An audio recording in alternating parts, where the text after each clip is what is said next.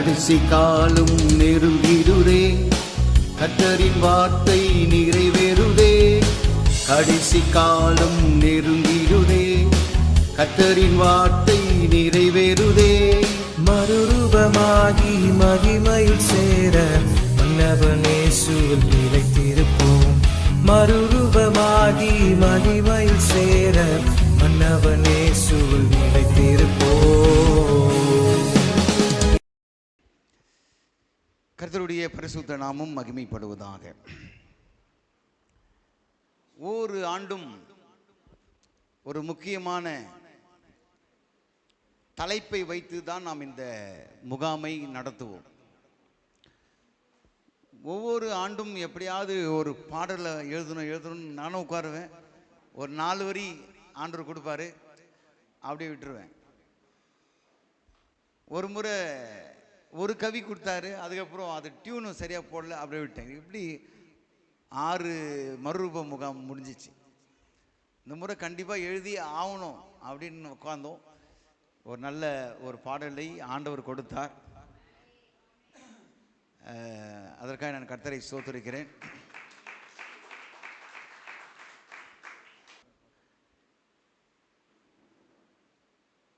எச்சரிக்கையாக இருங்க, கர்த்தர் உங்களை ஆசீர்வதிப்பார். எச்சரிக்கையாக இருக்கீங்களா? நேற்று ஈவினிங் வந்தோம், இது வரைக்கும் எல்லாம் எச்சரிக்கையாக இருக்கிறோமா? புரிந்தவர்கள் பாக்கியவான்கள். அப்படின்னா புதுசாக வந்தவங்களுக்கு நான் சொல்கிறேன், பூக்களை பறிக்காதீர்கள், செடிகளை பிடுங்காதீர்கள், பழங்களை புசிக்காதீர்கள். அது பார்வைக்கு அதில் ரொம்ப எச்சரிக்கை இருந்துட்டா போதும். ஏன்னா ஏன் கவனிங்க, ஏன்னா ஃபாதர் எங்களை எச்சரிக்கை பண்ணி அனுப்பிச்சிருக்காரு. அப்போ தான் இங்கே உங்களுக்கு இடம் கொடுப்போம். அதனால் இது ரொம்ப ஜாக்கிரதையாக இருங்கன்னு. ரெண்டாவது காரியம், பிள்ளைகளை வைத்து கொண்டிருக்கிற தாய்மார்களுக்கு சொல்கிறேன், பென்சில் யாரும் எழுதக்கூடாதுன்னு சொல்கிறேன். இந்த செவரை தங்குற இடமா இருக்கட்டும், அது இருக்கக்கூடாது. நாங்கள் எப்படி உங்களுடைய கரத்தில் கொடுத்தோமோ அப்படியே எங்களுக்கு கொடுக்கணும்னு ஃபாதர் அவர்கள் சொன்னார்.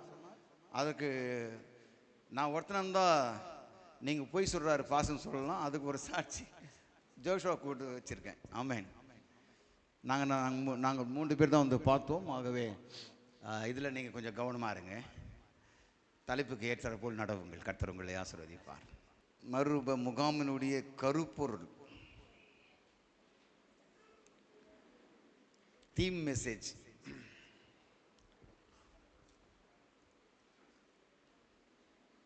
சரி, வந்துட்டீங்களா? வாலி பசங்க எல்லாம் வரணும்.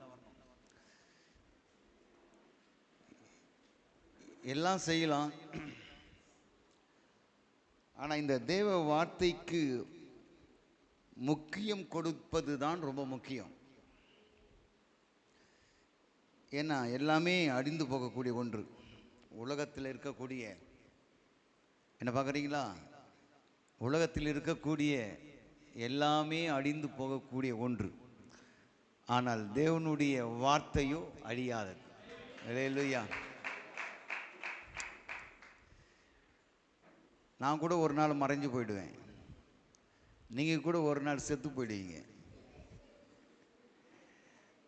ஆனால் நமக்குள்ளே வாசம் பண்ணி கொண்டிருக்கிற அந்த வார்த்தையாகிய தேவன், பரிசுத்த ஆவியானவர், அந்த வார்த்தை என்னைக்குமே அழியாது. Praise the Lord. இருக்கீங்களா? சரி. இந்த வருடம்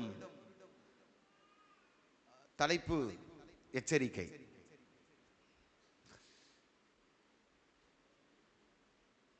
பி காஷியஸ்.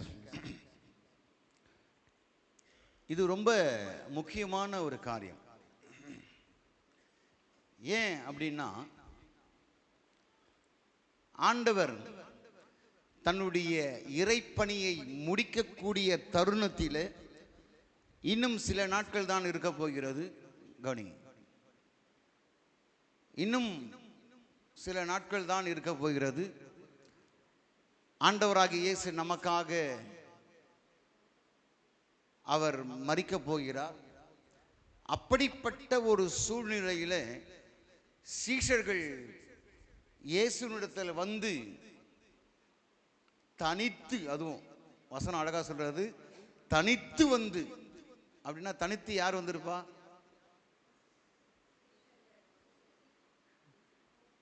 சீஷர்கள் யார் வந்திருப்பா? ஆமென். இந்த 3 பேர் தான் எப்பவுமே தனித்து வருவாங்க, தனித்து பேசுவாங்க, எல்லா காரியங்களும் செய்வாங்க. அப்படி இருக்கக்கூடிய இந்த நிலையில ஆண்டவர் ஒலிவ மலையிலே அமர்ந்திருக்கும் பொழுது தனித்து சீஷர்கள் அவரிடத்தில் வந்து கேட்கிற ஒரு கேள்விக்கு ஆண்டவர் கொடுத்த பதில் தான் நம்மளுடைய கருப்பொருள். அல்லேலூயா. நம்முடைய கருப்பொருள் சும்மா சாதாரணமானது அல்ல.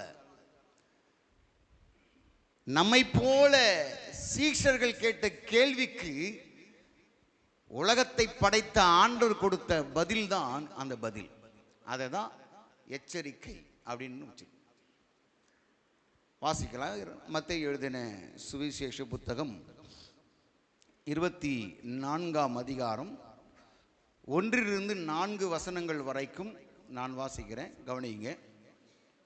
இயேசு தேவாலயத்தை விட்டு, மத்தேயு 24:1-4 வசனங்கள் முடிய, இயேசு தேவாலயத்தை விட்டு புறப்பட்டு போகையில் அவருடைய சீஷர்கள் தேவாலயத்தின் கட்டடங்களை அவருக்கு காண்பிக்க அவரிடத்தில் வந்தார்கள். இயேசு அவர்களை நோக்கி, இவைகளை எல்லாம் பார்க்கிறீர்களே, இவ்விடத்தில் ஒரு கல்லின் மேல் ஒரு கல் இராதபடி எல்லாம் இடிக்கப்பட்டு போகும் என்று மெய்யாகவே உங்களுக்கு சொல்லுகிறேன் என்றார். பின்பு அவர் ஒலிவ மலையின் மேல் உட்கார்ந்திருக்கையில் சீஷர்கள் அவரிடத்து தனித்து வந்து, இவைகள் எப்பொழுது சம்பவிக்கும்? உம்முடைய வருகைக்கும் உலகத்தின் முடிவுக்கும் அடையாளம் என்ன? எங்களுக்கு சொல்ல வேண்டும் என்றார்கள். இயேசு அவர்களுக்கு பிரதியுத்தரமாக, ஒருவனும் உங்களை வஞ்சியாதபடிக்கு எச்சரிக்கையாய் இருங்கள் என்று ஆண்டவர் சொன்னார். ஆண்டவரிடத்தில் மிகவும் ஆவலோடு, தாகத்தோடு, வாஞ்சையோடு 3.5 ஆண்டுகள் ஊழியம் செய்த அந்த சீஷர்கள் மிகவும் ஒரு எதிர்பார்ப்போடு வந்து கேட்ட கேள்விக்கு ஆண்டவர் கொடுத்த பதில் தான் ரொம்ப சூப்பர், அருமையான பதில். எதிர்பார்ப்போடு வருகிறார்கள். இன்னைக்கு கூட நீங்க ரொம்ப எதிர்பார்ப்பா வந்திருக்கீங்களே மறுரூப முகாமுக்கு. உண்மையாவே சின்ன பிள்ளைகள் முதற்கொண்டு ரொம்ப வாஞ்சியோடு வந்திருக்கீங்க. உங்களுடைய வாஞ்சைகள் நிறைவேற்றப்படுவதுதான் இந்த மறுரூப முகாமினுடைய நோக்கம். அது எப்படியாவது நிறைவேற்றப்படலாம். ஒன்று வசனத்தின் மூலமாய் நிறைவேற்றப்படலாம், பாடல் மூலமாய் நிறைவேற்றப்படலாம், ஆராதனையின் மூலமாய் நிறைவேற்றப்படலாம், தனி ஜெபத்தின் மூலமாய் எப்படி வேண்டுமானாலும் இந்த 2 நாட்கள் ஆண்டவர் எங்களுக்கு கொடுக்கப்பட்டுள்ள அந்த நேரத்திற்கு ஏற்ப நடத்தலாம். கவனிங்க, கவனிங்க. ஒரு மணி நேரம் கொஞ்சம் கவனத்தை சிதறாம நீங்க இருந்தீங்கன்னா தான் இது உங்களுடைய உள்ளான மனிதனை தட்டி எழுப்பக்கூடிய ஒரு நிலையா இருக்கும். உள்ளான மனிதன் நாளுக்கு நாள் புதிதாக்கப்படக்கூடிய ஒரு அனுபவம் உண்டாகும். அப்படி புதிதாக்கப்பட்டாதான் அவன் மறுரூபமாக்கக்கூடிய அனுபவம் அவன் பிள்ளைகளுக்கு, அவர்களுக்கு உண்டாகும். இந்த வார்த்தையும் ரொம்ப முக்கியம். ஆண்டவரத்தில் நல்லா ஜெபம் பண்ணி கவனிங்கப்பா. கையில் பைபிள் எங்க? வாலி பிள்ளைங்க எல்லாம் கையில் பைபிள் வைக்கணும். கவனிங்க. இந்த மறுரூபம் என்கிற வார்த்தை அநேக நாட்களாய் ஜெபித்து ஆண்டவர் இதை கொடுத்த ஒரு வார்த்தை தான். ஏன் இந்த மறுரூப முகாம் நம்முடைய சபைகளுக்கு வைக்கப்படுகிறது என்று சொன்னால், சபை மக்கள் அத்தனை பேர்களும் நித்திய ஜீவனுக்கு நேராய் அல்லது பரலோகத்துக்கு நேராய் அல்லது என்றென்றும் அழியாத வாழ்க்கை வாழ்வதற்கு நேராய் நம்முடைய மக்கள் வர வேண்டும் என்ற ஒரு பெரிதான நோக்கத்தோடு இவ்வளவு பணங்கள் செலவு செய்து வைக்கப்படுகிற இந்த முகாம். அல்லேலூயா. எதற்காக, ஏன் இவ்வளவு பணங்கள் நாங்கள் செய்கிறோம், இவ்வளவு பணங்கள் செலவு செய்கிறோம் என்று சொன்னால், எப்படியாவது நம்முடைய சபை மக்கள், நம்முடைய விசுவாச மக்கள் ஆண்டவரோடு கூட ஆண்டவருடைய வருகையிலே காணப்பட வேண்டும் என்ற ஒரு பெரிதான நோக்கத்தோடு கூட வைக்கப்படுகிற கூட்டங்கள். நல்லா கவனிக்கணும். இதில் எந்த விதத்தில் நான் தாழ்மையாக சொல்லுகிறேன், பலிபீடத்திலிருந்து சொல்லுகிறேன், எந்த விதத்திலேயும் எங்களை பெருமைப்படுத்துவதற்கோ எங்களை பெரிய ஆட்களை காண்பிப்பதற்கோ எங்களை நாங்கள் சோத்திரம் எங்களுடைய பேரை பிரஸ்தாபப்படுத்துவதற்கோ வைக்கப்படுகிற கூட்டம் இதுவல்ல.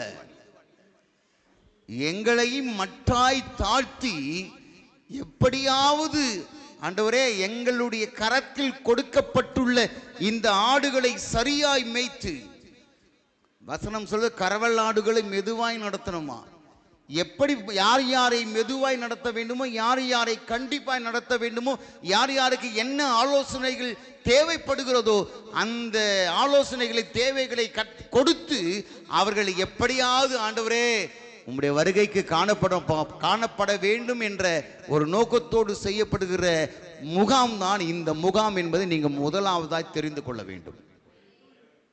அல்லேலூயா. ஆகவே அப்படிப்பட்ட ஒரு நோக்கத்தோடு செயல்படுகிற இந்த முகாமின் வார்த்தை 4ஆம் வசனம் சொல்லுகிறது, ஒருவனும் உங்களை வஞ்சியாதபடிக்கு எச்சரிக்கையாய் இருங்கள் என்று சொல்லப்படுகிறது. ஜாக்கிரதையாய் இருக்க வேண்டும். பிரியமான தேவனுடைய பிள்ளைகளே, ஆண்டவராகிய இயேசு கிறிஸ்து சொன்ன அத்தனை வார்த்தைகளும் இந்த உலகத்தில் நிறைவேறி கொண்டு வருகிற காலகட்டத்திலே நாம் வாழ்ந்து கொண்டிருக்கிறோம். ஆண்டவர் சொன்ன அத்தனை தீர்க்க தரிசனங்களும் நிறைவேறி கொண்டு வருகிறது. இதுவும் ஒரு தீர்க்க தரிசனம் தான். ஆண்டவர் சொல்ற ஒரு தீர்க்க தரிசனம் தான். என்ன சொல்லுகிறார்? சீஷர்கள் கேட்கிறார்கள், ஆண்டவரே உம்முடைய வருகைக்கும் உலகத்தின் முடிவுக்கும் அடையாளம் என்ன அப்படின்னா அடையாளத்தை கேட்கிறாங்க. அந்த அடையாளங்களிலே இயேசுவானவர் இந்த உலகத்தில் மீண்டும் வரப்போகிறார். அந்த வருகைக்கு நாம் ஆயத்தமாக வேண்டும். அப்படியான அந்த வருகைக்கு அடையாளங்கள் என்ன என்று கேட்கும் பொழுது முதல் அடையாளம் சொல்லுகிறார், நீங்கள் வஞ்சியாதபடிக்கு எச்சரிக்கையாயிருங்கள். இந்த கடைசி நாட்களிலே இன்றைக்கு கிறிஸ்தவர்கள் வஞ்சிக்கப்பட்டு கொண்டு வருகிறார்கள். வெளியில் உள்ளவர்கள் வஞ்சிக்கப்படுகிறார்கள், அதை பற்றி நமக்கு கவலை இல்லை. தெரிந்து கொள்ளப்பட்டவர்களே வஞ்சிக்கப்படக்கூடிய ஒரு சூழ்நிலையிலே இன்றைக்கு தள்ளப்பட்டு கொண்டிருக்கிறது அநேக சபைகள்.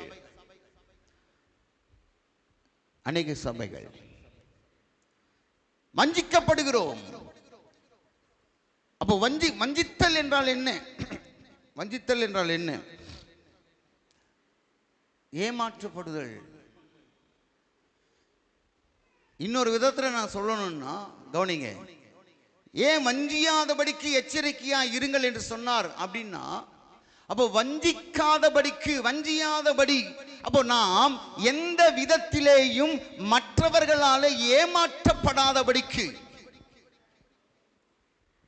ஏமாற்றாதபடிக்கு இன்னும் நீங்க புரிந்து கொள்ள வேண்டும் என்ற ஒரு விதத்தில் சொல்ல வேண்டுமானால், வஞ்சித்தல் அல்லது வஞ்சியாதபடிக்கு அப்படின்னு அர்த்தம் என்னன்னா, நீங்கள் எந்த விதத்திலேயும் தவறாய் நடத்தப்படக்கூடாதபடிக்கு. அல்லேலூயா. இன்றைக்கு அநேக ஜனங்கள் வஞ்சித்து ஏமாற்றப்படுகிற ஒரு சூழ்நிலை என்னன்னா, மற்றவர்கள் நிமித்தமாக. அப்போ மற்றவர்கள் நிமித்தமாக நாம் தவறான பாதையிலே நடத்தப்படுகிறோம், அல்லது தவறான சிந்தையிலே நாம் நடத்தப்படுகிறோம், அல்லது நாம் தவறான போதனையிலே நடத்தப்படுகிறோம். இன்றைக்கு நாம் வாழ்ந்து கொண்டிருக்கிற நாட்கள் மிகவும் கொடிய நாட்கள். அதிலே ஆண்டவர் சொன்ன அடையாளம் இன்றைக்கு எல்லா சபைகளிலும் இந்த காரியங்கள் நடந்து கொண்டிருக்கிறது. அதை குறித்து ஒரு வசனத்தை நீங்க வாசித்து பாருங்க. 2 தெசலோனிக்கேயர் 2ஆம் அதிகாரம் 3ஆம் வசனத்துல இந்த வஞ்சித்தலுக்கு வஞ்சியாதபடிக்கு அதுக்கு இன்னொரு வார்த்தையை அந்த இடத்துல தெசலோனிக்கே சபையில் அப்போஸ்தலனாகிய பவுல் பயன்படுத்தி இருப்பார். கவனிங்களா, வாசிங்க. மைக்கு எவ்விதத்தினாலும் ஒருவனும் உங்களை மோசம் போக்காதபடிக்கு எச்சரிக்கையாயிருங்கள். கவனிங்க. வஞ்சியாதபடி அப்படின்னா இன்னொரு அர்த்தம் நான் உங்களுக்கு சொல்லுகிறேன், மோசம் போக்காதபடிக்கு. இன்றைக்கு கடைசி நாட்கள், எந்த விதத்திலேயும் நாம் வஞ்சகன் நிமித்தமாக, சத்ருவின் நிமித்தமாக அல்லது பிசாசின் நிமித்தமாக நாம் எவ்விதத்திலும் மோசம் போகாதபடிக்கு நாம் ஜாக்கிரதையாய் இருக்க வேண்டும் என்று ஆவியானவர் இன்றைக்கு சபைக்கு சொல்லுகிறார். அவனுடைய வேலையே என்ன தெரியுங்களா? பிசாசுடைய வேலை, சத்ருவினுடைய வேலையே நம்மை மோசம் போக்க வைப்பதுதான். அதை குறித்து வெளிப்படுத்தின விசேஷம் 12ஆம் அதிகாரம் 9வது வசனத்தில் வாசிங்க. 12:9. உலகம் அனைத்தையும் மோசம் போக்குகிற பிசாசு என்றும் சாத்தான் என்றும் சொல்லப்பட்ட பழைய பாம்பாகிய பெரிய வலு சர்ப்பம் தள்ளப்பட்டது. அல்லேலூயா. அப்போ கவனிங்க, சத்துரு, பாம்பு, வலு சர்ப்பம் என்று பல விதங்களில் செயல்பட்டு கொண்டு வருகிற இந்த சத்ருவானவன் எப்படியாவது தெரிந்து கொள்ளப்பட்டவர்களை வஞ்சிப்பான் என்பதை நாம் மறந்து போகக்கூடாது. கவனிங்களேன், இது ரொம்ப பயங்கரமான ஒரு காரியம். சபையை கவனிங்க, ஒருவேளை சபையை உபத்திரப்படுத்துகிறவர்களை காட்டிலும் இந்த வஞ்சித்தல் ரொம்ப கொடுமை. சவுலாய் இருந்த பொழுது சபைகளை துன்பப்படுத்தினான், உபத்திரப்படுத்தினான். ஆனால் அவனை ரட்சித்தது ரொம்ப லகுவான காரியம். ஆனால் தெரிந்து கொள்ளப்பட்டவர்களை வஞ்சிக்கிற இந்த ஆவி இருக்கிறதே, அது மிகவும் கொடுமையான ஒரு காரியங்கள். சபையை வஞ்சிக்கிறவர்கள் தான் மிகவும் ஆபத்தானவர்கள், அல்லது அந்த வஞ்சிக்கிற ஆவி நிமித்தமாய் சிக்குகிறவர்கள் தான் மிகவும் ஆபத்தானவர்கள். ரொம்ப கவனிக்கணும். இன்றைக்கு ஏன் சபை ஒரு எழுப்புதலை காணவில்லை? ஏன் சபை பின்மாற்றத்திற்கு நேராய் போய் கொண்டிருக்கிறது? ஏன் சபைக்குள்ளே ஒருமனம் இல்லை? ஏன் சபைக்குள்ளே ஒரு ஐக்கியம் இல்லை?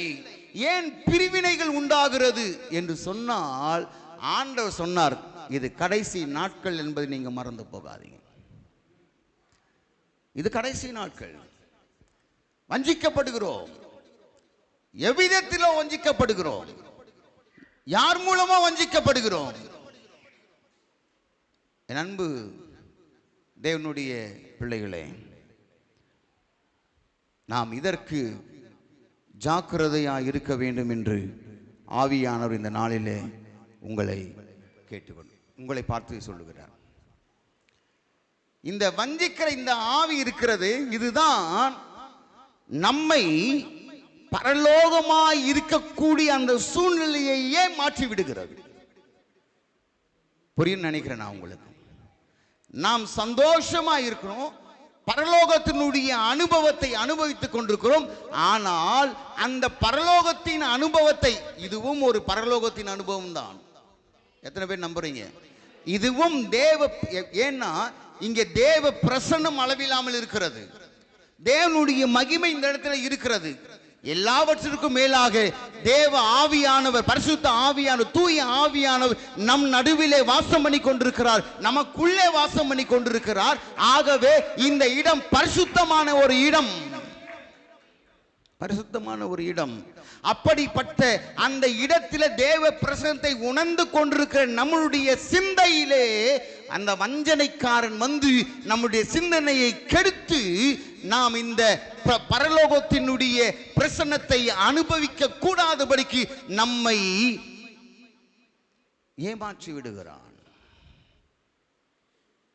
ஏமாற்றி விடுகிறான். இந்த சத்தியத்தை கேட்க கூடாது, இந்த சத்தியத்தை கவனிக்க கூடாது என்பதற்காக எப்படியாவது யார் மூலமாகவாவது கெடுப்பான்.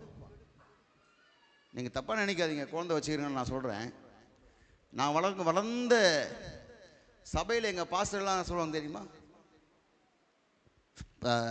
இது மாதிரி பிள்ளைகள் டிஸ்டர்ப் பண்ணாங்களா உடனே பிசாசு பிள்ளையின் மூலமாய் சொல்லுவாங்களா இல்லைங்களா பாஸ்டர்? நீங்க கேட்டிருப்பீங்க. ஏன்னா கவனிங்க, எப்படியாவது ஏதோ ஒரு விதத்திலே உங்களுடைய சிந்தையிலே சொல்லுகிற அந்த வசனங்கள், கவனிங்கம்மா, நாம் ஆண்டவர் பேசுகிற அந்த வசனங்கள் இந்த சிந்தையில ஏறாதபடிக்கு தவறான எண்ணங்களை கொடுத்து, தவறான திட்டங்களை கொடுத்து, தவறான காரியங்களை கொடுத்து எப்படியாவது சிதறடிப்பது தான் அவனுடைய ஒரு சூழ்நிலை. ஏன் இந்த வஞ்சிக்கிற ஆவியினுடைய ஒரு மிக தந்திரமான காரியங்கள் என்ன? அது எந்த விதத்திலேயும் ஜனங்களை அந்த பரலோக ராஜ்யத்திற்கு போகக்கூடாது என்பதுதான் அவனுடைய பிரதானமான நோக்கம், பிரதானமான நோக்கம். ஆகவே தான் ஆதியிலே ஆதாம் ஏவாள் வஞ்சிக்கப்பட்டார்கள். ஏதேன் என்பது ரொம்ப ஆண்டவரால் ஏற்படுத்தப்பட்ட ஒரு தோட்டம். ஆண்டவர் ஒவ்வொரு நாளும் குளிர்ச்சியான வேளையில வந்து அந்த தேவனால் உருவாக்கப்பட்ட பிள்ளைகளோடு உறவாடுகிற ஒரு நேரம். இவர்கள் நன்றாக ஐக்கியப்பட்டு அவர்கள் சந்தோஷமாய் தேவனோடு உறவாடி கொண்டிருந்த அந்த சூழ்நிலையிலே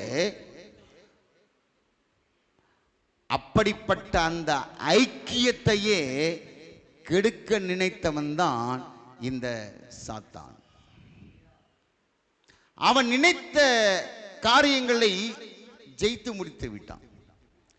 எப்படியாவது இவர்கள் அந்த தேவனோடு வைத்திருக்கிற அந்த உறவை துண்டிக்க வேண்டும், தேவனோடு பேசுகிற ஒவ்வொரு நாளும் பேசிக் கொண்டிருக்கிற அந்த வார்த்தையை விட்டு பிரிக்க வேண்டும் என்று சொல்லி கங்கணம் கட்டி அவன் சொல்லுகிறான் ஒரு வார்த்தையை. ஆதியாகமத்தில் வாசி பாருங்க, ஆதியாகமம் 3ஆம் அதிகாரம் 1வது வசனத்தை நான் வாசிக்கிறேன். தேவனாகிய கர்த்தர் உண்டாக்கின சகல காட்டு ஜீவனங்களை பார்க்கிற சர்ப்பமானது தந்திரம் உள்ளதாக இருந்தது. அது ஸ்ரீயை நோக்கி, நீங்கள் தோட்டத்தில் உள்ள சகல விருட்சங்களின் கனியையும் புசிக்க வேண்டாம் என்று தேவன் சொன்னது உண்டோ என்றது. அது கொஞ்சம் சின்ன மாற்றம் தான், வேற எதுவுமே கிடையாது. ஒரிஜினலுக்கும் டூப்ளிகேட்டும் ஒரு சின்ன மாற்றம் தான். ஆமாவா இல்லையா? ஒரு சாம்சங் டிவி வாங்குவீங்க, டூப்ளிகேட்டும் சாம்சங் டிவி வரும், எல்லாமே அதே மாதிரி தான் இருக்கும். ஆனால் அதில் ஒரு சின்ன ஒரு மாற்றம் தான் வைத்து பண்ணியிருப்பாங்க. அதை போலதான் இந்த சாத்தான் என்ன செய்யறான் பாருங்க. ஆண்டவர் சொன்னார், அந்த விருட்சங்களின் கனியை புசிக்க வேண்டாம், அதாவது நீங்கள் தோட்டத்தில் உள்ள சகல விருட்சங்களின் கனியையும் புசிக்கலாம், நடுவில் உள்ள அந்த கனியை புசிக்க கூடாது என்று சொன்னது உண்டோ என்றது. அதுக்கு அம்மா சொன்னாங்க, நம்ம தாயாரு என்ன சொன்னாங்க, எல்லாத்தையும் புசிக்கலாம்பா, ஆனாலும் அங்க ஒரு பாயிண்ட் வைக்கிறாங்க, ஆனாலும் தோட்டத்தின் நடுவில் இருக்கிற விருட்சத்தின் கனியை குறித்து தேவன் நீங்கள் சாகாதபடிக்கு அதை புசிக்கவும் அதை தொடவும் வேண்டாம் என்று சொன்னார் என்றார். ஆண்டவர் சொன்னாரா இல்லையா? அப்போ ஆண்டவருடைய வார்த்தைக்கு கீழ்ப்படிந்து நடந்த வந்த நாட்கள் முதலாய் அந்த நாட்கள் வரைக்கும் என் தேவனாகிய கர்த்தர் அவர்களோடு கூட உறவாடினார், பேசினார், ஐக்கியத்தை பகிர்ந்து கொண்டார், உறவை மேம்படுத்தி கொண்டார். ஆனால் என்றைக்கு இவள் அந்த சாத்தானுடைய வஞ்சனையிலே விழுந்தாலோ அன்றைக்கு அந்த ஆவியினால் பிடிக்கப்பட்டு ஆண்டவருடைய சன்னிதானத்தை விட்டு துரத்தப்பட்டார்கள். அல்லேலூயா. அப்போ புசிக்க வேண்டாம் என்று சொன்னார். அதுக்கப்புறம் சாத்தான் சொல்ற சர்வம் சொல்கிறது 4வது வசனம். அப்பொழுது சர்வம் ஸ்திரீயை நோக்கி, நீங்கள் சாகவே சாவதில்லை. ஆண்டவர் சொல்றாரு, நீங்க புசிச்சினா சாவ. இவ சர்வம் சொல்லுகிறான், நீங்க சாகவே சாவதில்லை. இந்த வார்த்தை தான் இன்றைக்கு அதிகமாய் பயன்படுத்தப்பட்டு வருகிறது. புரியுதான்னு நினைக்கிறேன். நிறைய பேர் புரியுது. அதனால் அந்த சப்ஜெக்ட் நான் உங்களுக்கு சொல்ல போகிறது கிடையாது. ஆனால் சாவாமை என்கிற உபதேசம் கூட அந்த நாட்களிலிருந்து உண்டாகி இருக்கிறது. எத்தனை பேர் கேள்விப்பட்டீங்க சாவாமை உபதேசம்? சாவாமை கேள்விப்பட்டீங்களா? கேள்விப்படவே இல்லையா? இயேசுவின் ரத்தம் ஜெயம். அல்லேலூயா. இந்த உபதேசம் கடைசி நாட்களில் வந்த உபதேசம் அல்ல. ஆதாம் ஏவாள் முதல் உண்டாக்கப்பட்டு முதல்ல சர்வம் ஏதேன் தோட்டத்திலேயே இந்த சத்தியத்தை விதைத்து விட்டான். பொய்யான சத்தியத்தை, கள்ள உபதேசத்தை. சர்வம் சொல்லுகிறது சாகவே சாவது இல்லை. இன்னைக்கு அதான் சொல்றான், கள்ள உபதேசக்காரர்கள், போதகர்கள், நிறைய மாய்மால உபதேசங்கள் வருகிறது. எல்லாம் சொல்றாங்க இன்னைக்கு சாவாமை, நாம் சாவது இல்லை. இப்படி சொன்னா நிறைய ஆத்துமாக்கள் ரொம்ப சந்தோஷம் அடைகிறாங்க. இது எல்லா மதத்திலும் இருக்கிறது. கிறிஸ்தவ மதம் மட்டும் கிடையாது, எல்லா மதத்திலும் இது இருக்கிறது. எல்லா மதத்திலும் இருக்கிறது. அப்படின்னா இன்றைக்கு உலகம் பொய்யை நம்பி ஏமாந்து போய் கொண்டிருக்கிறார்கள். சத்தியத்தை யாருமே ஏற்றுக்கொள்வது இல்லை.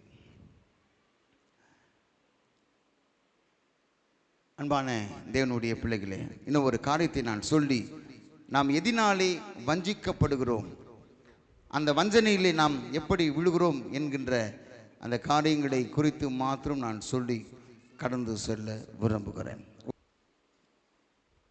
மத்தேயு எழுதின நற்செய்தி நூல் 7ஆம் அதிகாரம், மத்தேயு 7:15 வாசிங்க. கள்ள தீர்க்கதரிசிகளுக்கு எச்சரிக்கையாயிருங்கள். கள்ள தீர்க்கதரிசிகளுக்கு எச்சரிக்கையாயிருங்கள். அவர்கள் ஆட்டுத்தோலை போர்த்துக்கொண்டு உங்களிடத்தில் வருவார்கள். உள்ளத்திலோ அவர்கள் பட்சிக்கிற ஓநாய்கள். அவர்களுடைய கனிகளினாலே அவர்களை அறிவீர்கள். முட்செடிகளில் திராட்சை பழங்களையும் முட்பூண்டுகளில் அத்திப்பழங்களையும் பறிக்கிறீர்களா? அப்படியே நல்ல மரமெல்லாம் நல்ல கனிகளை கொடுக்கும், கெட்ட மரமோ கெட்ட கனிகளை கொடுக்கும். கவனிங்க, இப்ப நாம் எதினாலே வஞ்சிக்கப்படுகிறோம்? கடைசி நாட்களிலே ஆண்டவர் சொல்லியிருக்கிறார், ஒருவனும் உங்களை வஞ்சியாதபடிக்கு எச்சரிக்கையா இருங்கள் என்று சொல்லி. அப்படியானால் யாரை வஞ்சிக்கிறார்கள்? தெரிந்து கொள்ளப்பட்டவர்களை தான் அவர்கள் வஞ்சிக்கிறார்கள். அப்ப தெரிந்து கொள்ளப்பட்டவர்களை வஞ்சிக்கிறார்கள் என்று சொன்னால், எதின் நிமித்தமாய் தெரிந்து கொள்ளப்பட்டவர்களை வஞ்சிக்கிறார்கள் என்று நாம் பார்க்கும் பொழுது, உபதேசத்தின் நிமித்தமாகத்தான். அதாவது கடைசி நாட்களிலே மார்க்க பேதங்கள் உண்டாகும் என்று சொல்லப்பட்டிருக்கிறது இல்லையா? அந்த மார்க்க பேதங்களை உண்டாக்கி அவர்கள் தவறான உபதேசங்களை போதிக்கிறதினாலே ஜனங்கள் இன்றைக்கு வழிவிலகி சென்று கொண்டிருக்கிறார்கள். இதெல்லாம் எதற்கு அடையாளமாக இருக்கிறது என்று நீங்க பார்த்தீங்கன்னா, ஆண்டவராகிய இயேசுவுக்கு அடையாளமாய், இயேசுவின் வருகைக்கு அடையாளமாய் இருக்கிறது என்பதை நாம் தெரிந்து கொள்ள முடியும். இதில் இன்னொரு உதாரணமாக கலாத்தியருக்கு எழுதின நிருபத்தில் நாம் வாசிக்கிறோம். கலாத்தியர் எழுதின நிருபம் 4ஆம் அதிகாரத்தை நாம் திருப்பிக் கொள்வோம். 4ஆம் அதிகாரம் 13வது வசனத்திலிருந்து வாசிங்க. நான் சரீர பலவீனத்தோடு முதலாம் தரம் உங்களுக்கு சுவிசேஷத்தை பிரசங்கித்தேன். அப்படி இருந்தும் என் சரீரத்தில் உண்டாயிருக்கிற சோதனை நீங்கள் அசட்டை பண்ணாமலும் அரோசியாமலும் தேவதூதனை போலவும் கிறிஸ்து இயேசுவை போலவும் என்னை ஏற்றுக்கொண்டீர்கள். அப்பொழுது நீங்கள் கொண்டிருந்த அனந்த பாக்கியம் எங்கே? உங்கள் கண்களை பிடுங்கி எனக்கு கொடுக்க கூடுமானால் அப்படியும் செய்திருப்பீர்கள் என்று உங்களுக்கு சாட்சியாய் இருக்கிறேன். நான் உங்களுக்கு சத்தியத்தை சொன்னதினாலே உங்களுக்கு சத்ருவானேனோ என்று நாம் இந்த இடத்துல வாசிக்கிறோம். அப்போஸ்தலனாகிய பவுல் சொல்லுகிறார், கவனிங்க. அப்போஸ்தலனாகிய பவுலுக்கு சரீரத்திலே பலவீனம் இருக்கிறது, கண்களிலே பலவீனம் இருக்கிறது.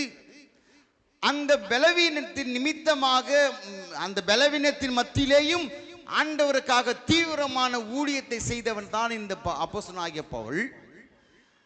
அப்படிப்பட்ட ஒரு சூழ்நிலையிலே இங்கே சொல்லப்பட்ட ஒரு வார்த்தை என்ன? அங்கு இருக்கக்கூடிய ஜனங்கள், கலாத்திய சபை மக்கள் எப்படி இருக்கிறார்களாம், அந்த அந்த அப்போஸ்தலனாகிய பவுலுடைய அந்த கண்களை பிடுங்கி தங்களுடைய கண்களை கொடுக்கக்கூடிய ஒரு சூழ்நிலை இருக்கிறார்கள். அல்லேலூயா. அப்படியானால் எல்லாவற்றையும் தன்னை தியாகம் பண்ணி தன்னுடைய சரீரத்தை கூட ஸ்தோத்திரம் ஒடுக்கி ஊழியனுக்காக, ஊழியக்காரர்களுக்காக கொடுக்கக்கூடிய ஒரு நிலையில அவர்கள் இருக்கிறார்கள். அப்படி இருக்கக்கூடிய ஒரு சூழ்நிலை, அப்படி இருந்த ஜனங்கள் பின்னாட்களிலே சோரம் போய், பின்னாட்களிலே தவறான உபதேசங்களுக்கு சிக்கப்பட்டு, பின்னாட்களில் அவர்கள் தவறான உபதேசத்தினாலே குழப்பிக் கொண்டிருக்கக்கூடிய ஒரு நிலையிலே தான் இந்த இடத்துல அப்போஸ்தலனாகிய பவுல் சொல்கிறார், நான் சத்தியத்தை சொன்னதினாலே சத்துருவானேனோ. நீங்கள் முந்தி எப்படி இருந்தீர்கள்? கண்களை பிடுங்கி கூட எனக்கு கொடுக்க கூடுமானால் நீங்கள் கொடுத்திருப்பீர்கள். அப்படிப்பட்ட ஆவிக்குரிய விதத்திலேயும் ஜீவியத்திலேயும் நீங்கள் இருந்தீர்கள். ஆனால் இப்பொழுதோ நான் சத்தியத்தை சொல்லுகிறதினாலே நான் சத்துருவாய் மாறினேனோ என்று கேட்கிறார். அப்படின்னா இந்த கலாத்திய சபையில் ஒரு ஒரு ஒரு மாற்றம் என்னன்னா, இவர்கள் கிருபை, அதை ஒரு கிருபை குறித்து ஒரு சிலர் பேசிக்கொண்டிருக்கிறார்கள். நியாயப்பிரமாணத்தை குறித்து பேசிக் கொண்டிருக்கிறார்கள். ஒரு கூட்டம் விருத்த சேதனத்தை குறித்து பேசிக் கொண்டிருக்கிறார்கள். இப்படி உபதேசத்தில் தாறுமாறாய் ஒருத்தன் சொல்றான் விருத்த சேதனம் தான் செய்யணும், இன்னொருத்தன் இல்ல நான் நியாயப்பிரமாணம் தான் சரி, நியாயப்பிரமாணம் தான் கடைபிடிக்கணும் அப்படின்னு சொல்ற ஒரு கூட்டத்தார் சொல்லுகிறார்கள், இல்ல கிருபை தான் முக்கியம் அப்படின்னு சொல்ற. இப்படி பலவிதமான சத்தியத்தை, அதாவது உபதேசத்தை தாறுமாறாய் சொல்லி குழப்பிக் கொண்டிருக்கக்கூடிய ஒரு சூழ்நிலை இந்த கலாத்திய சபையில். அந்த சபை மக்கள் எல்லாருமே குழம்பி போய் கொண்டிருக்கிறார்கள். அப்படி இருக்கக்கூடிய ஒரு நிலையில அப்போஸ்தலனாகிய பவுல் சொல்லுகிறார், நியாயப்பிரமாணத்தில் ஒரு மனுஷன் நீதிமானாய் மாற்ற முடியாது, விருத்த சேதத்தினால ஒரு மனுஷன் நீதிமானாய் மாற்ற முடியாது, கிருபையினாலே விசுவாசத்தினாலே தான் முடியும். ஆகவே இதுதான் உண்மையான சத்தியம், இதை நீங்க ஏற்றுக்கொள்ள வேண்டும் என்று சொன்னால் உடனே அந்த பவுலுக்கு விரோதமாய் கலாத்திய சபை செயல்படுகிறது. அல்லேலூயா. இன்றைக்கு ஏன் ஆண்டவர் அந்த வசனத்தை சொன்னார் என்று சொன்னால், இப்படிப்பட்ட ஜனக்கூட்டம் கடைசி நாட்களில் எழும்பும் உபதேசத்திலே தாறுமாறாய் போதித்து, தவறான உபதேசத்தை போதித்து ஜனங்களை கெடுப்பார்கள் என்பதை அறிந்து தான் ஆண்டவர் சொன்னார், நீங்கள் ஒருவனாலும் வஞ்சியாதபடிக்கு எச்சரிக்கையாய் இருங்கள் என்று சொன்னார். என் அன்பு தேவனுடைய பிள்ளைகளே, இன்றைக்கு வந்திருக்கிற நம் அத்தனை பேர்களும், ஏடபிள்யூசி சபையும் மற்ற சபையில் வந்திருக்கக்கூடிய அத்தனை பேர்களுக்கும் நான் சொல்லிக் கொள்கிறேன், என் அன்பு தேவனுடைய பிள்ளைகளே, இந்த வேதத்தில் சொல்லப்பட்டுள்ள வார்த்தைகளை மட்டுமே நீங்கள் வேதத்தை படித்தால் மட்டுமே நீங்கள் இந்த உண்மையான சத்தியத்தை அறிந்து கொள்ள முடியும். வேதத்தையே படிக்கலாம், கண்டிப்பா நான் சொல்றேன், நாம் வழி விலகி போய் விடுவோம். அல்லேலூயா. கண்டிப்பா வழி விலகி போயிடுவோம். அப்படியானால் இந்த வேதத்தை ஒவ்வொரு கிறிஸ்தவனும் கண்டிப்பாய் படித்தே ஆக வேண்டும். பட்சத்தான் எது உண்மை, எது தவறான உபதேசம், பொய்யான உபதேசம் என்பதை குறித்து நமக்கு தெரியும். ராமன் சொல்லுங்க. அல்லேலூயா. ஆண்டவர் ஏன் முதல் அடையாளம், என்னுடைய வருகைக்கு முதல் அடையாளம் ஒருவனும் உங்களை வஞ்சியாதபடிக்கு எச்சரிக்கையா இருங்கள் என்று ஏன் சொன்னார்? ஏன் சொன்னார் என்று சொன்னால், நம்மை வஞ்சிக்க கூடியவர்கள் வெளியில அல்ல, உள்ளேயே இருக்கிறார்கள். ஒரு இந்து வந்து நம்மளை வஞ்சிக்க மாட்டான், முகமதியன் வந்து வஞ்சிக்க மாட்டான். ஒரு கிறிஸ்தவன் தான் ஒரு கிறிஸ்தவனை வஞ்சிப்பான். கிறிஸ்தவனை வஞ்சிப்பான். எப்படி வஞ்சிப்பான்? வசனத்தை சொல்லியே வஞ்சிப்பான். பாத்தீங்களா? வசனத்தை சொல்லியே வஞ்சிப்பான். இயேசுவின் நாமத்தை தரித்துக் கொண்டே வஞ்சிப்பான். வசனங்களை கொண்டே நம்மை வஞ்சிப்பான். ஆகவே இன்றைக்கு நீங்கள் தெளிவுள்ளவர்களாய் இருப்பீர்களேயானால், நாம் தெளிவடைவதற்கு இந்த வேத வசனம் தான் நம்மை தெளிவடைய வைக்கும். அல்லேலூயா. நியாயப்பிரமாணத்தை பார்த்தீங்கன்னா, நியாயப்பிரமாணத்தை ஆசாரியர்கள் மட்டும்தான் வாசிப்பாங்க. யாருடைய கையில் நியாயப்பிரமாணம் கொடுக்கப்படல. ஆலயத்தில் வைத்துக் கொண்டு நியாயப்பிரமாணத்தை வாசிப்பார்கள். அது ஜனங்க கேட்பாங்க. அப்போ ஆசார்கள் எதை சொல்லுகிறார்களோ அதை மட்டும்தான் ஜனங்கள் கேட்டு அதன்படி நடந்தார்கள். ஆனால் இன்றைக்கு இந்த கிருபையின் காலத்திலே நமக்கு அப்படி அல்ல. ஆண்டவர் இந்த வேத வசனத்தை கையில கொடுத்திருக்கிறார். நாம் ஒவ்வொரு நாள் ஏன் கையில கொடுத்தார் தெரியுங்களா? ஏன்னா கடைசி நாட்களில் இப்படிப்பட்ட வஞ்சகர்கள், கயவர்கள் தோன்றுவார்கள். அவர்கள் ஜனங்களை வஞ்சித்து விசுவாசத்தை விட்டு விலக செய்வார்கள் என்பதற்காக நினைத்துதான் ஆண்டவர் அதை சொல்லிவிட்டார். இந்த வேதத்தையும் நம்முடைய கருத்தில் கொடுத்திருக்கிறார். இந்த வேதத்தை கொடுத்திருக்காருங்க. சகோதரியே, சகோதரனே, வாலிப பிள்ளைகளே, இந்த வேதத்தை வாசிக்கலன்னா நாம் வருகையில கஷ்டம். வருகையில கஷ்டம். இந்த சத்தியத்தை சரியா கேட்காவிட்டால் ஆண்டவர் வரும்போது நாம் கைவிடப்படுவோம்.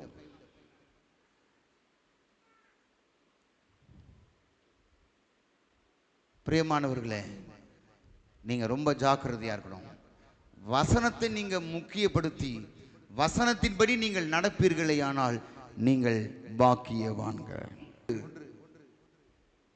தீமோத்தேயு 4ஆம் அதிகாரம், 1 தீமோத்தேயு 4ஆம் அதிகாரம் 1வது வசனத்திலிருந்து நீங்க வாசிக்கலாம். ஆகிலும் ஆவியானவர் வெளிப்படையாய் சொல்லுகிறபடி, ஆகிலும் ஆவியானவர் வெளிப்படையாய் சொல்லுகிறபடி பிற்காலங்களிலே மனசாட்சியில் சூடுண்ட பொய்யருடைய மாயத்தினாலே சிலர் வஞ்சிக்கிற ஆவிகளுக்கும் பிசாசுகளின் உபதேசங்களுக்கும் செவி கொடுத்து விசுவாசத்தை விட்டு விலகி போவார்கள். அல்லேலூயா. அப்ப கடைசி நாட்களிலே எப்படிப்பட்ட ஆவிகள் கிரியை செய்து கொண்டிருக்கிறதா? அப்ப சாத்தானுடைய, பிசாசனுடைய வேலை என்னன்னா, பிரதானமாய் முக்கியமாய் அவன் செயல்படக்கூடிய காரியங்கள் என்ன என்று சொன்னால், அவனுடைய நோக்கம் என்ன என்று பார்த்தீங்கன்னா, நம்மை விசுவாசத்தை விட்டு விலக செய்வான். விசுவாசத்தை விட்டு விலக செய்வான். இது பிசாசனுடைய வேலை. இது பிசாசனுடைய வேலை. பிசாசனுடைய வேலை. அதான் இங்க அழகா சொல்றார். சிலர் வஞ்சிக்கிற ஆவிகளுக்கும் பிசாசுகளின் உபதேசங்களுக்கும் செவி கொடுத்து விசுவாசத்தை விட்டு விலகி போவார்கள். இப்போ நாம் எப்படி இருக்கிறோம்? விசுவாசத்தில் இருக்கிறோமா அல்லது விசுவாசத்தை விட்டு விலகி போகிறோமா? வஞ்சிக்கிற ஆவிகளுக்கு இடம் கொடுக்கிறோமா? நாம் விசுவாசத்தில் நிலைத்திருக்கிறோமா? நம்முடைய விசுவாசம் எதிர் பேரில் இருக்கிறது? நம்முடைய விசுவாசம் யாரை நம்பி இருக்கிறோம்? கலாத்தியர்ல இன்னொரு வருஷம் நீங்க வாசம். கலாத்தியர்ல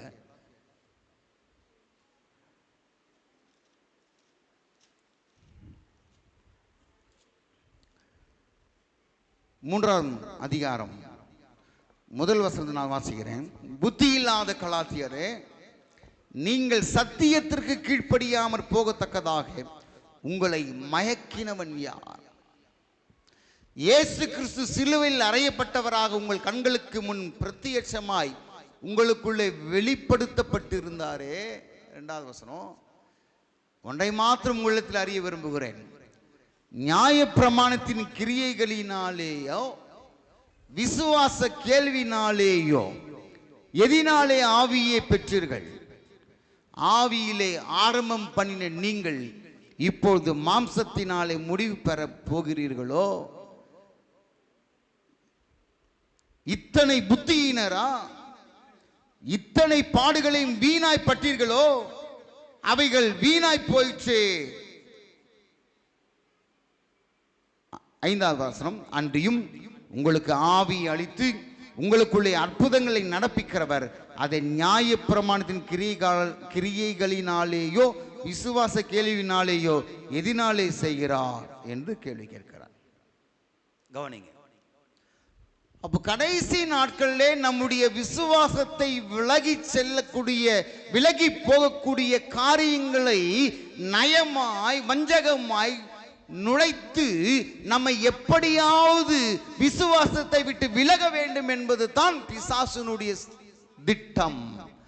இந்த பிசாசனுடைய திட்டத்திற்கு நாம் செவிமடுத்து அல்லது செவி சாய்த்து விழாதபடிக்கு நாம் எச்சரிக்கையாய் இருக்க வேண்டியது நம்முடைய கடமையாக இருக்கிறது. இங்கதான் கலாத்திய சபையை பார்த்து கேட்கிறார், புத்தி இல்லாத கலாத்தியரே, நீங்கள் சத்தியத்திற்கு கீழ்ப்படியாமற் போகத்தக்கதாக உங்களை மயக்கினவன் யார்? யாரும் உங்களை விசுவாசத்தை விலக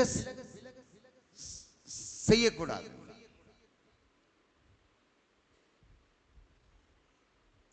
நாம் இத்தனை ஆண்டுகள், இத்தனை நாட்கள், இத்தனை மாதங்கள், இத்தனை வருஷங்கள் ஆண்டவருக்காக வாழ்ந்து, ஆனால் கடைசியிலே இப்படிப்பட்ட வஞ்சகனுடைய வலையை நாம் விழுந்து விடுகிறோமே. அதுதான் கலாத்திய சபையை பார்த்து பவுல் கேட்கிறார்,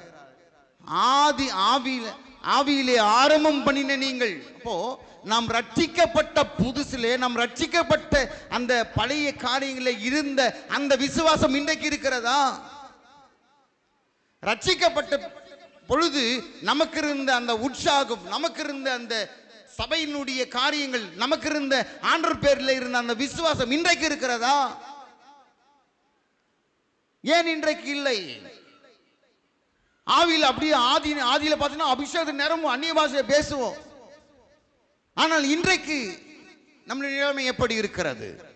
ஏன் இப்படிப்பட்ட பின்மாற்றங்கள்? அப்ப உங்களை மயக்கினவன் யார்? நான் கேட்கலங்க, அப்போஸ்தலனாகிய பவுல் கலாத்திய சபையை பார்த்து கேட்கிறார்.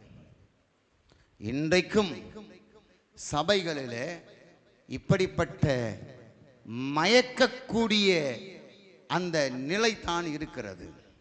அப்படின்னா வஞ்சித்தல். அப்ப நம்மை தவறாய் வழி நடத்தக்கூடிய அந்த வஞ்சகனுடைய வலையிலே நாம் விழாதபடிக்கு ஜாக்கிரதையாய் இருக்க வேண்டும் என்று ஆண்டவர் இன்றைக்கு எச்சரிக்கை கொடுக்கிறார். அப்படி ஒருவன் அல்லது உங்களை மயக்குவானால் யாருக்கு நஷ்டம்னா நமக்கு தான் நஷ்டம். அவனுடைய இலக்கை அடைந்து விடுகிறான். நல்லா கவனிங்க, அவனுடைய இலக்கை அவன் அடைந்து விடுகிறான். ஆனால் நாமோ நம்முடைய இலக்கை இழந்து போய் விடுகிறோம். சகோதரி, கடைசி நாட்கள்மா, சகோதரா, தம்பி, தங்கச்சி, இது கடைசி நாட்கள். இப்படித்தான் பிசாசு நம்மை விழச் செய்து கொண்டிருக்கிறான். விழச் செய்து கொண்டிருக்கிறான். எனக்கு அருமையான தேவனுடைய பிள்ளைகளே, நாம் ஆரம்பத்தில் எப்படி இருந்தோமோ அதை காட்டிலும் இன்றைக்கு பல மடங்கு ஆவியிலே பலப்பட்டவர்களாய் இருக்க வேண்டும் என்று ஆவியானவர் விரும்புகிறார். அல்லேலூயா, அல்லேலூயா. 2 தீமோத்தேயு 2ஆம் அதிகாரத்தில் 2 தீமோத்தேயு 2ஆம் அதிகாரம் 16வது வசனத்திலிருந்து வாசித்து பாருங்க. சீர்கேடான வீண் பேச்சுகளுக்கு விலகியிரு. அவைகளால் பிராக்கெட்ல போட்டிருக்காங்க, கள்ள போதகர்களான அவர்கள் அதிக அவபக்தி உள்ளாவார்கள். அவர்களுடைய வார்த்தை அரிப்பிளவை போல படரும். இமேனியும் பிலேத்தும் அப்படிப்பட்டவர்கள். அவர்கள் சத்தியத்தை விட்டு விலகி உயிர்த்தெழுதல் நடந்தாயிற்று என்று சொல்லி சிலருடைய விசுவாசத்தை கவிழ்த்து போடுகிறார்கள். அல்லேலூயா. அரிப்பிளவை போல இந்த இடத்துல சொல்லப்பட்டிருக்கிறது. அந்த அரிப்பிளவை போல அப்படின்னா அர்த்தம் என்னன்னா, எப்படி ஒரு புற்று நோய் எப்படி ஒரு மனிதனை அழித்து விடுகிறதோ, கேன்சர் வந்தா அவள்தான், மிஞ்சி போனா 3 வருஷம் தான் இருப்பாங்க. மிஞ்சி போனா 3 வருஷம் தான் இருப்பான், அது மேல இருக்க மாட்டாங்க. அத போல அரிப்பிளவை போல, புற்றுநோயை போல இந்த துருபதேசமானது சபைகளிலே இன்றைக்கு பரவி கொண்டிருக்கிறது. தெரிந்தோ தெரியாமலோ நாமும் அப்படிப்பட்ட ஒரு சூழ்நிலைக்கு தள்ளப்படுகிறோம். நிறைய விசுவாசிகள் தள்ளப்படுகிறார்கள். ஏன்? அப்ப கடைசி நாள் வஞ்சகன் என்ன செய்கிறான்? அவனுடைய நோக்கம் என்ன? எப்படியாவது அவர்கள் இருக்கக்கூடிய அந்த விசுவாச வாழ்க்கையை கெடுக்க வேண்டும். அவர் விசுவாசத்தில் முன்னேறி வரக்கூடிய அந்த சூழ்நிலையை கெடுக்க வேண்டும். விசுவாசம் எங்க யார் பேர் வச்சுக்கிற விசுவாசம்? ஆண்டவர் பேர் தான் வைக்கணும் விசுவாசம். ஆனால் இன்றைக்கு எதின் பேரிலேயோ விசுவாசத்தை வைத்து இன்றைக்கு தவறான உபதேசங்களை போதித்து இன்றைக்கு ஜனங்களை சீரழித்து கொண்டிருக்கிறார்கள்.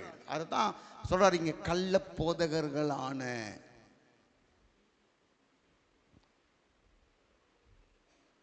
இப்ப பார்த்தோம், இப்போ புற்றுச்சல் போல பறைவண்டிருக்கிற துருபதேசம்,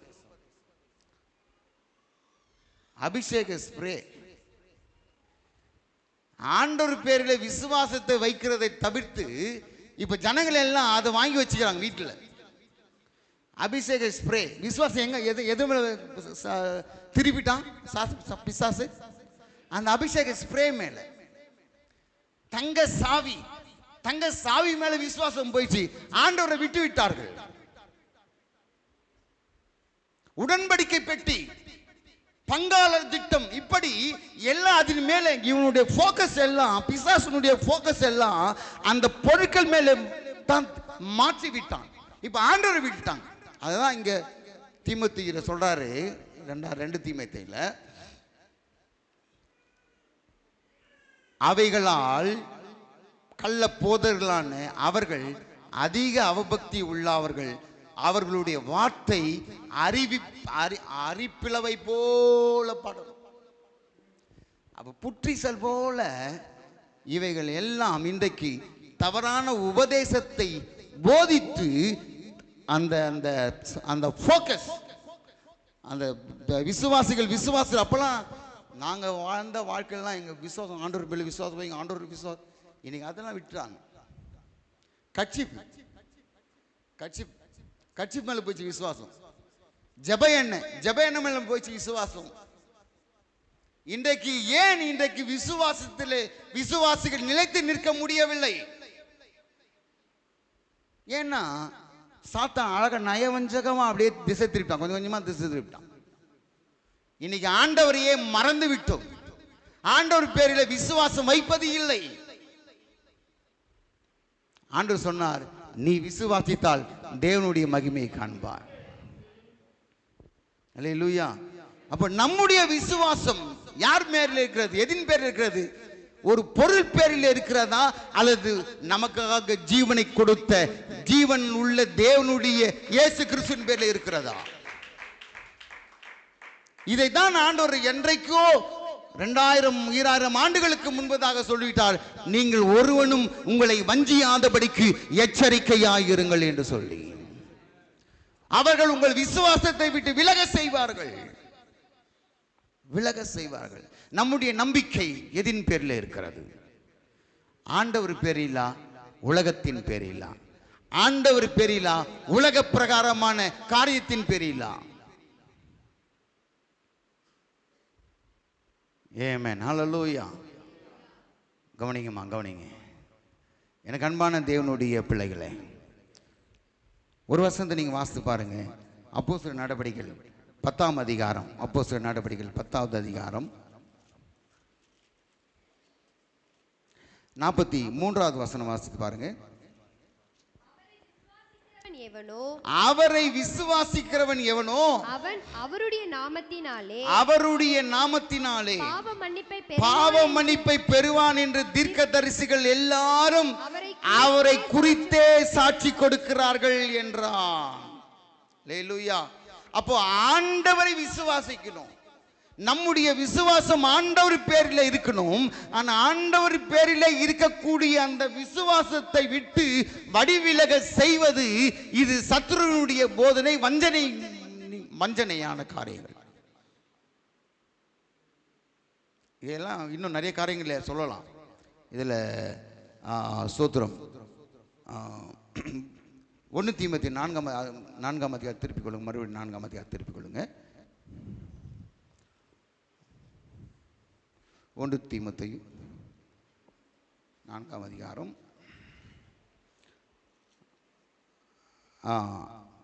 1ஆம் வசனத்தை அப்படி வாசிங்க. ஆவியானவர் வெளிப்படையாய் சொல்லுகிறபடி பிற்காலங்களிலே மனசாட்சியில் சூடுண்ட பொய்யருடைய மாயத்தினாலே சிலர் வஞ்சிக்கிற ஆவிகளுக்கும் பிசாசுகளின் உபதேசங்களுக்கும் செவி கொடுத்து விசுவாசத்தை விட்டு விலகி போவார்கள். விவாகம் பண்ணாதிருக்கவும். என்னன்னா இதெல்லாம் பிசாசுனுடைய உபதேசங்கள். அது சொல்றாரு பாருங்க. விவாகம் பண்ணாதிருக்கவும், விசுவாசிகளும் சத்தியத்தை அறிந்தவர்களும் ஸ்தோத்திரத்தோடு அனுபவிக்கும்படி தேவன் படைத்த போஜன பதார்த்தங்களை விளக்கும் வேண்டும் என்று அந்த பொய்யர் கட்டளையிடுவார்கள். அந்த பொய்யர் கட்டளையிடுவார்கள்.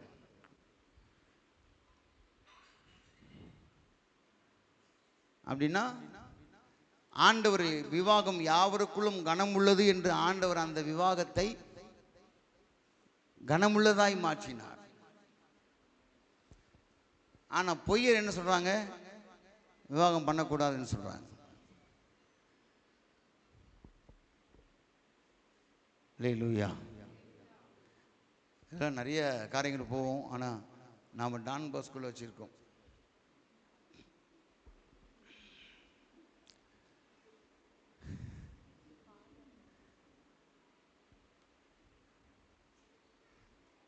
ரொம்ப ஜாகிரதை இருக்கணும். ஏன்னா வசனத்தை நீங்கள் எல்லாமே ஆழ்ந்து படிக்கணும்.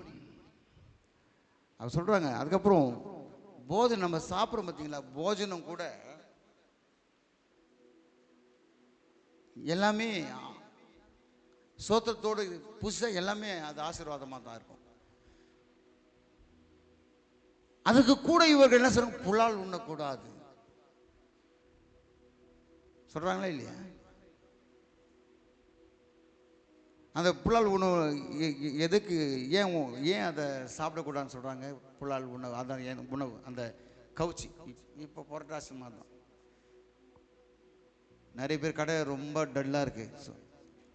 எங்கள் விசாரிச்சு ஃபோன் பண்ணாங்க, பாஸ்டர் ரொம்ப டல்லாது பாஸ்டர், ஜெபம் பண்ணுங்க பாஸ்டர். என்னம்மாண்ணா? இல்லை பொட்டாசி கவுச்சி சாப்பிட மாட்டாங்க. நிறைய கிறிஸ்தவங்களே சாப்பிட மாட்டாங்க. நம்ம ஏன் அங்கே போனோம்? நம்ம நிறைய கிறிஸ்தவங்களே சாப்பிடுவாங்க, அப்படிதானே? ஏனென்றால் இந்த புலால் உணவு என்பது ஏன் அதை சாப்பிடக்கூடாது அப்படின்னு சொல்றாங்கன்னா, அது இச்சைகளை தூண்டுகிற ஒரு உணவு. அது சாப்பிட்டா ஒரு இச்சை உண்டாக்கும். அதனால தான் அவங்க அதை தவிர்க்கணும் அப்படின்னு சொல்றாங்க. ஆனால் நம்ம வேத வசனம் அது என்ன சொல்லுவது என்று சொன்னால், இந்த சரீர பிரகாரமான முயற்சியின் மூலமாக மீட்பை அடையலாம் என்பது அது சாத்தானுடைய போதனை. சரீர முயற்சினால் நம்ம அப்படிப்பட்ட ஒரு மீட்பை அடையவே முடியாது. எத்தனை பேருக்கு புரியுது நான் பேசுறது? அல்லேலூயா. ஆண்டவருக்காக நான் கவுச்சி சாப்பிடாம இருக்கேன்னா அதெல்லாம் அது ஆண்டவர். அது நீங்க வாசித்து பாருங்க. ஒரு வசந்த அப்போஸ்தலர் 8வது வசனம் வாசிங்க. அது தீமோத்தேயு அதுல ஒரு 8வது வசனம். சரீர முயற்சி அற்ப பிரயோஜனம் உள்ளது, தேவ பக்தியானது இந்த 1 தீமோத்தேயு அது 4:8. சரீர முயற்சி அற்ப பிரயோஜனம் உள்ளது, தேவ பக்தியானது இந்த ஜீவனுக்கும் இதற்கு பின்வரும் ஜீவனுக்கும் வாக்குத்தத்தம் உள்ளவையாகையால் எல்லாவற்றிலும் பிரயோஜனம் உள்ளது. கைகளை தட்டி ஆண்டவரை மகிமைப்படுத்துங்க. அப்போ சரீர பிரகாரமாக நாம் எடுக்கிற முயற்சிகள் எல்லாம் மீட்பை உண்டு பண்ணாது. அதுதான் அழகா தெளிவாய் சொல்லுகிறார். சரீர முயற்சி அற்ப பிரயோஜனம். நீ 40 நாள் சாப்பிட கூடாது, நீ 40 நாள் சாப்பிடணும். ஐயோ, இந்த ஈஸ்டர் அன்னைக்கு தான் இந்த வைன் ஷாப்ல அந்த பாட்டில் அதிகமாக விற்பனை ஆகுதான். ஈஸ்டருக்கு தான் பார்த்தீங்கன்னா கறி கூட நிறைய அன்னைக்கு தான் சேல்ஸ். நல்லா கவனிங்க. இந்த சரீரத்தின் நிமித்தமாக எடுக்கக்கூடிய முயற்சிகள் ஒரு விதத்திலும் பிரயோஜனமே கிடையாது. ஆமென். ஏன்னா இந்த சரீரம் அழிந்து போகக்கூடிய ஒன்று. அழிந்து போகக்கூடிய ஒன்றை நாம் முக்கியப்படுத்தி நாம் ஆவிக்குரிய, அதாவது ஆத்துமாவை நாம் கரைப்படுத்தி விடுகிறோம். ஆத்துமாவை கரைப்படுத்தி விடுகிறோம். இந்த சரீரமெல்லாம் அப்பிரயோஜனம் உள்ளது.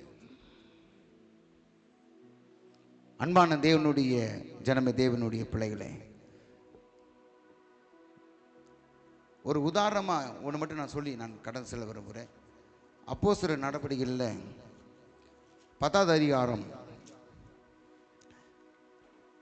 பேதுருவை பார்த்து ஆண்டவர் சொல்லுகிற ஒரு தரிசனம் காணுகிறார். 15வது வசனம் ஒரு தரிசனத்தை காண வாசிங்க. அப்பொழுது தேவன் சுத்தமாக்கினவைகளை நீ தீட்டாக எண்ணாதே என்று 2 தரம் 3 தரமும் அந்த சம்பவம் நடக்கிறது. அதாவது பேதுருவை பார்த்து ஆண்டவர் சொல்லுகிறார், பேதுருவே நீ அடித்து புசி என்று அவருக்கு ஒரு தரிசனத்தில் ஆண்டவர் காண்பிக்கிறார். எதை அடித்து புசி சொல்றாரு? மேல 12 வாசித்தீங்கன்னா, அதிலே பூமியில் உள்ள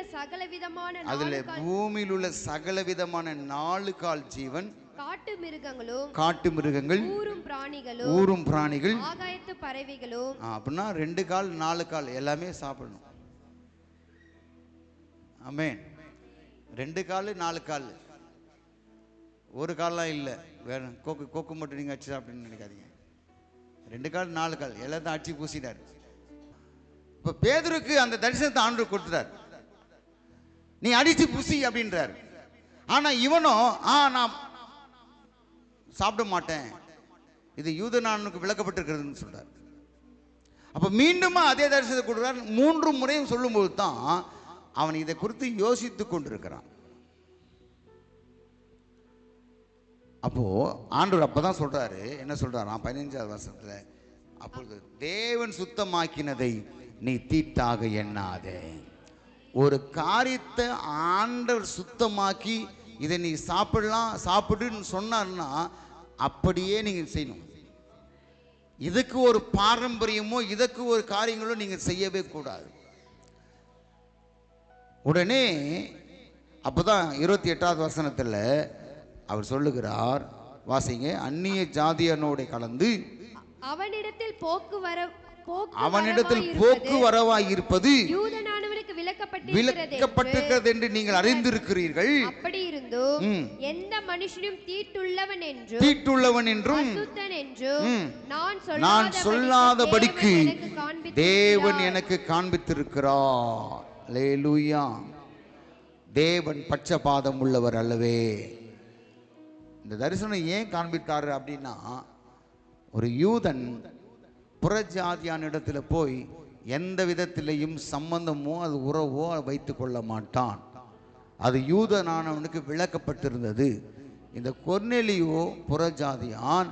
இந்த புறஜாதியானுக்கு போய் ஆண்டவருடைய சுவிசேஷத்தை சொல்ல வேண்டும் என்பதற்காக ஆண்டவர் காண்பித்த தரிசனம் தான் இந்த தரிசனம். அதன் பிற்பாடு அந்த தரிசனத்தை அவன் ஏற்று போய் அந்த மனிதனோடு கூட சுவிசேஷத்தை அறிவித்து அவனோடு கூட அவன் போஜனம் பண்ணினான்.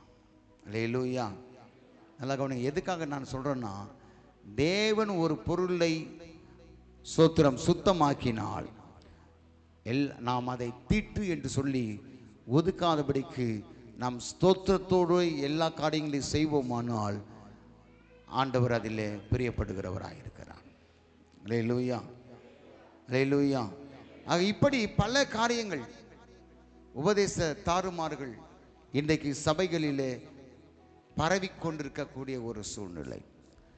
வஞ்சகன் தவறான உபதேசங்களை சொல்லி பரவிக்கொண்டிருக்கிற இந்த காலகட்டத்திலே நீங்கள் எப்படி இருக்க வேண்டும்? அப்படிப்பட்ட உபதேசங்களுக்கு நாம் விட்டு விலகி இந்த வேதத்தில் எவைகள் என்ன சொல்லப்பட்டிருக்கிறதோ அந்த வேதத்தின்படி நடக்கிறவர்களாய் மாத்திரம் நாம் இருப்போமானால் ஆண்டவர் நிச்சயமாய் நம் வருகைக்கு நம்மை ஆயத்தமாக்குவார். அல்லேலூயா, அல்லேலூயா. நாம் எந்த விதத்தில் எதினாலையும் வஞ்சிக்காதபடிக்கு தவறான ஆலோசனைகள் சொல்லுவார்கள், தவறான திட்டங்களை சொல்லுவார்கள். நீ ஏன் இந்த மறுரூப முகாம் போன கேட்பாங்க. நீ ஏன் இதெல்லாம், இப்படிப்பட்ட வஞ்சகமான ஒரு சூழ்நிலைகள் நமக்கு உண்டாகும். ஆனால் நான் போனது ஆண்டவருடைய வார்த்தை கேட்க போனேன், நான் போனது ஆண்டவரால் அபிஷேகம் பண்ண போனேன் என்று சொல்லி நீங்கள் மறு காரியங்களை சொல்வீர்களே, ஆனால் ஆண்டவர் உங்களை அந்த வஞ்சனையில் விழாதபடிக்கு ஆண்டவர் உங்களை பாதுகாத்துக் கொள்வார். அல்லேலூயா. நாம் எந்த விதத்திலும் வஞ்சிக்கப்படக்கூடாது. நாம் உறுதியாக நிலைத்திருக்க வேண்டும். நாம் உறுதியாக சத்தியத்தில் நிலைத்திருக்க வேண்டும். நாம் எந்தெந்த சபைகளுக்கு போகிறோமோ அந்தந்த சபைகளை நாம் உறுதியாக நிலைத்திருப்போமானால் எந்த விதத்திலேயும் நாம் அப்படிப்பட்ட நயவஞ்சகமான சூழ்ச்சியிலே நாம் விழாதபடிக்கு நாம் தப்பித்துக் கொள்வோம். ஆகவே எனக்கு அன்பான தேவனுடைய பிள்ளைகளே, நாம் எச்சரிக்கையாக இருந்து ஆண்டவர் சொன்ன அந்த அடையாளம், முதல் அடையாளம், ஒருவனும் உங்களை வஞ்சியாதபடிக்கு எச்சரிக்கையாக இருங்கள் என்று சொல்லியிருக்கிறார். ஆகவே நாம் வஞ்சிக்காதபடிக்கு எச்சரிக்கையாக இருந்து இது கடைசி நாட்கள் ஆண்டவருடைய வருகைக்கு நாம் ஆயத்தமாகுவோம். அல்லேலூயா. இன்னும் அதி சீக்கிரத்தில் என் ஆண்டவராக இயேசு கிறிஸ்து வரப்போகிறார். பல உபதேசங்கள் இருந்தாலும் வேதத்தில் சொல்லப்பட்டுள்ள உண்மையான ஆரோக்கியமான உபதேசத்தினாலே நாம் நிலைத்திருந்து, உபதேசத்தில் நாம் வளர்ந்து, உங்களுக்கு கொடுக்கப்பட்ட ஊழியக்காரர்கள் சொல்லுகிற அந்த வார்த்தையின்படி நீங்கள் நடப்பீர்களே, ஆனால் எந்த சபையோ, சபை முக்கியமல்ல, சபை முக்கியமல்ல, ஆண்டவர் தான் முக்கியம். நாம் எதையும் முக்கியப்படுத்தி அல்ல, நாம் எதை முக்கியப்படுத்த வேண்டும்? இயேசுவை மட்டும்தான் முக்கியப்படுத்தணும்.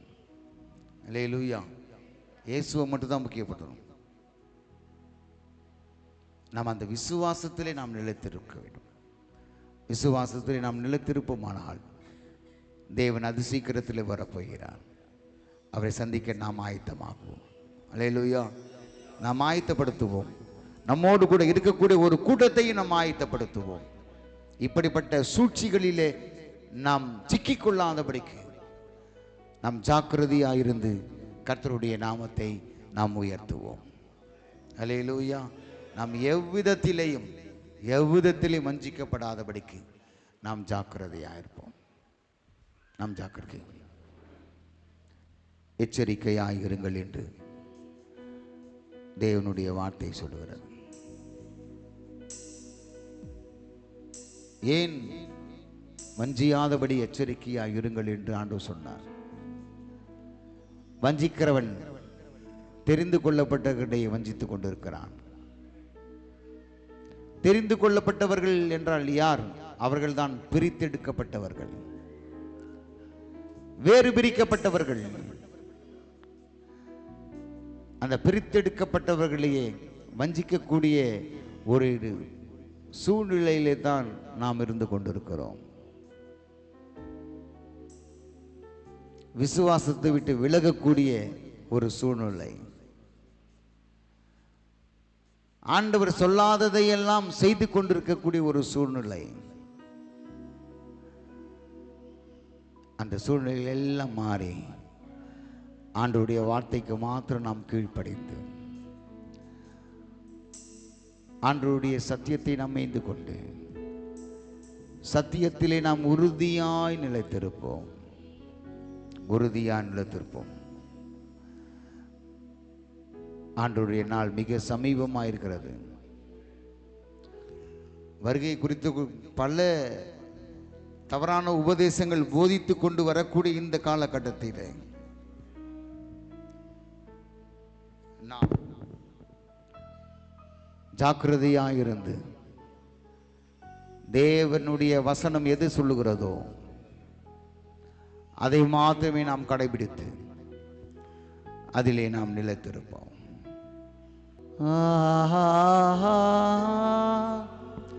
அல்லேலூயா,